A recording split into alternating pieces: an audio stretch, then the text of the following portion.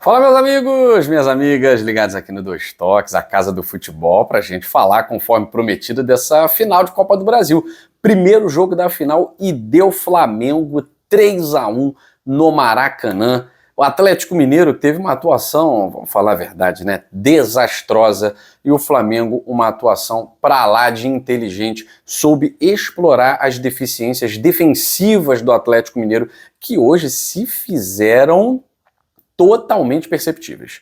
Então não precisou nem de uma leitura feita pelo treinador do Flamengo. O Flamengo com jogadores inteligentes, eu falei para vocês, Gerson, o Arrascaeta, 50%, é um jogador que ainda faz a diferença. Então o Flamengo conseguiu, através dos erros defensivos do Atlético Mineiro, fazer 2-0 no primeiro tempo, fazer 3-0 no segundo tempo e um gol assim, muito por acaso. O Allan Kardec, que entrou bem no segundo tempo, ele, o Alisson, entraram muito bem.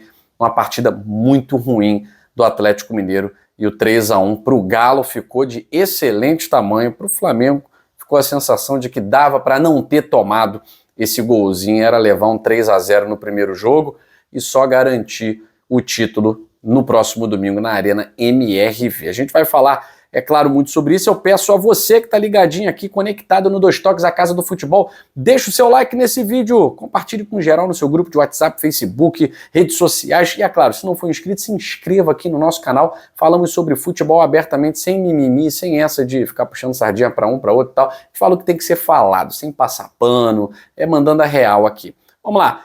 Flamengo já é campeão, Guilherme? Nada disso. Fosse um 3-0...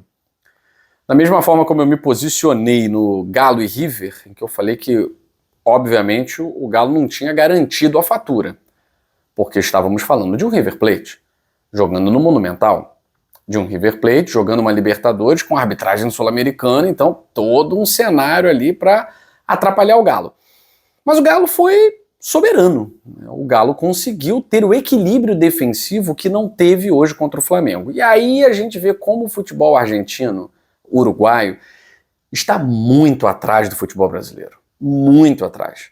O Flamengo não vive nem de longe seu melhor momento. Pegar essa linha ofensiva do Flamengo, Gonzalo Plata, eu chamo de Obina 2.0. Que cara ruim de bola, rapaz. Ele atrapalha o ataque, ele atrapalha a finalização, ele tá no lugar errado, na hora errada. E aí teve o gol aberto para fazer 2-0, ficou com medo, foi tocar para um cara que estava impedido, errou o passe. É muito ruim. O Michael hoje fez um jogo bom, mas não vinha jogando bem há um tempo.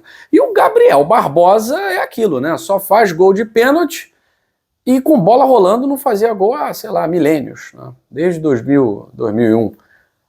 O Atlético Mineiro conseguiu ressuscitar essa turma todinha. Todinha. O que a defesa jogou contra o River Plate, hoje, contra um ataque, pra gente ver o nível do futebol argentino como tá abaixo do brasileiro. O ataque do River Plate ficou muito atrás de um ataque formado por Michael, Gabriel Barbosa e Gonzalo Plata. Pois é. E a defesa do Atlético Mineiro foi um desastre completo. O Lianco, que vinha fazendo bem ali a posição, né, jogando pela direita e tal, é zagueiro, estava fazendo a posição pela direita. Um desastre completo. Um desastre completo. Responsável direto pelo segundo gol, um erro de posicionamento infantil no gol do Gabriel Barbosa. E no primeiro gol, um erro geral da zaga do Atlético Mineiro. Erro geral, inclusive erro do Everson, que espalma uma bola para frente num chute que não teve essa força toda do Gabriel Barbosa.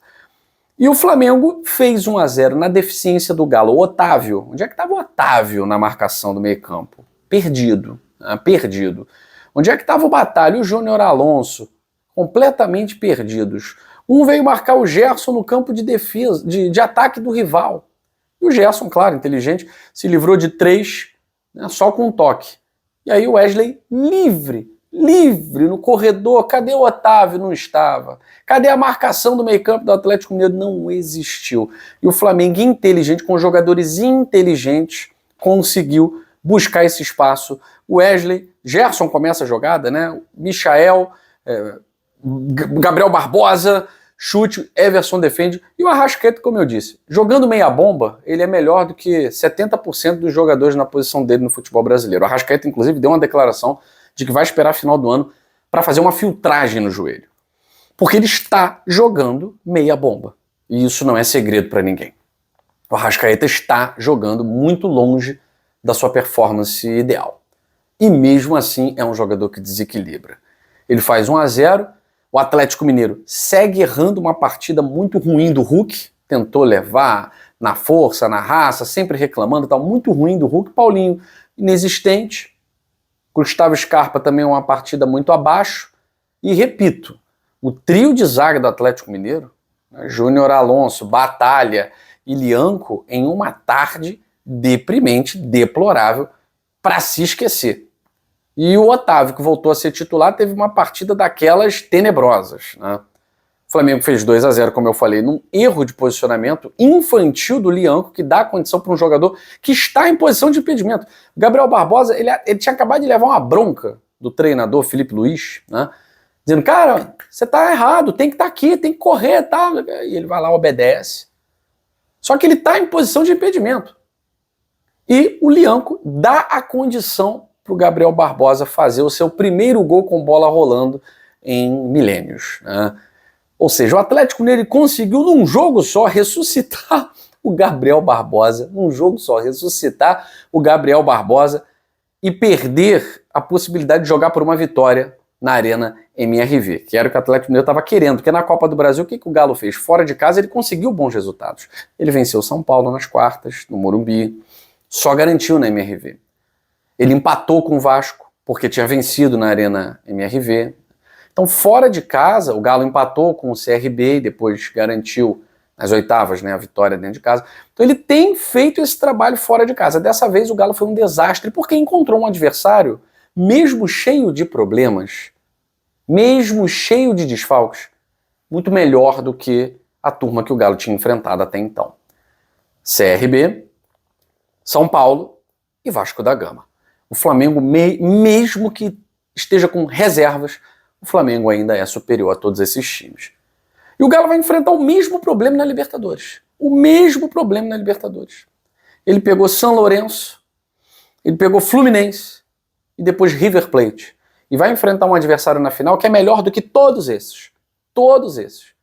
E o Botafogo enfrentou adversários que são melhores do que o Atlético Mineiro na Libertadores. O Botafogo enfrentou o Palmeiras, que é melhor do que o Atlético Mineiro. O Botafogo enfrentou o São Paulo, que é melhor do que o Atlético Mineiro. Ah, mas o Galo eliminou o São Paulo. Mas olha para o campeonato que o São Paulo está fazendo, olha para o jogo do São Paulo, eu vejo um time que tem mais volume de jogo do que o Atlético Mineiro. Nas Copas, o Galo focou nas Copas, o Galo está na final da Copa e na final da Libertadores, o São Paulo dançou nas duas. Mas eu acho o São Paulo superior ao Atlético Mineiro em termos de volume de jogo. Individualidades, acho o Galo muito melhor. Não tem como comparar Hulk, não tem como comparar Paulinho, Gustavo Scarpa, a própria estrela do Deivinho, com os jogadores que estão nessa temporada bem apagadinhos do São Paulo. E o Peñarol. Ah, mas o Peñarol é melhor que o Galo? Bom, os dois jogos que o Peñarol enfrentou o Galo, na Arena MRV foi 3-2 Galo. Lá no campeão da siglo, foi 2-0 Peñarol. Então, se a gente colocar no agregado, o Peñarol se saiu melhor do que o Atlético Mineiro. Não que é melhor, quem está na final é o melhor. O Galo está na final, o Galo é melhor. Mas os adversários que o Botafogo enfrentou são adversários melhores, ou pelo menos que fazem frente ao Atlético Mineiro. Esses adversários que o Galo enfrentou são bem inferiores ao Botafogo. Então o Galo está tendo esse choque de realidade na final com o Flamengo no Maracanã. Ele teve um choque de realidade. A sua defesa, que foi muito bem em alguns jogos, teve um choque de realidade, enfrentando 3 jogadores que são reservas. O Michel é reserva. Ele tá porque o da posição estava suspenso. O Gabriel Barbosa é reserva do Pedro. Ele tá jogando porque o Pedro tá machucado. E o Gonçalo Plata é reserva de qualquer um que joga pela posição, até do sub-15. Mas é o Luiz Araújo, que também tá machucado. Então, assim, um ataque reserva do Flamengo conseguiu deixar a defesa do Galo desnorteada. E aí veio 3-0. Como eu falei para vocês, o Galo conseguiu a proeza de ressuscitar o Gabriel, transformá-lo novamente em Gabigol. Nem a torcida do Flamengo aguentava mais esse cara. Agora a torcida do Flamengo tá em graça com o Gabriel Barbosa, porque ele é o cara das finais, né? Ele é o cara das finais. Ele foi autor dos gols de final de Libertadores com a camisa do Flamengo. No ano passado, muito mal, na final contra São Paulo, não só ele, como o time inteiro do Flamengo, descomandado pelo Sampaoli. E agora tendo uma atuação que todo atacante sonha em ter numa final, né? 2 gols e participou ativamente dos 3. Com a jogada que o Everson, ele vai dar o chute que o Everson espalma para frente. E os outros 2 ele faz o gol. Uma atuação de gala, em termos de atacante, do Gabriel Barbosa, querendo ser Gabigol de novo, né? E o Galo se safou com aquele gol, por acaso, do Allan Kardec, que nem vinha entrando, que nem vinha sendo relacionado, selecionado para partidas. Entraram Alisson e Allan Kardec, que foram os 2 melhores do Atlético Mineiro, a grande verdade é essa, né? Numa noite desastrosa do setor defensivo, olha, terrível para o Atlético Mineiro. Dá para reverter? Dá para reverter, mas o Flamengo tem uma vantagem e a gente precisa lembrar da trajetória do Flamengo, né? Ele venceu também por 2-0 o Palmeiras, ele venceu por 2 gols de diferença do Palmeiras, perdeu lá por 1-0, mas suportou, conseguiu suportar até o final e se classificou. Então a história do Flamengo na Copa do Brasil é uma história de vitórias dentro de casa para se garantir fora de casa. É o que tem acontecido. E mais uma vez o Flamengo conseguiu esse feito de vencer com uma vantagem de 2 gols de diferença. O Flamengo agora passa a ter o favoritismo. Ele precisa defender.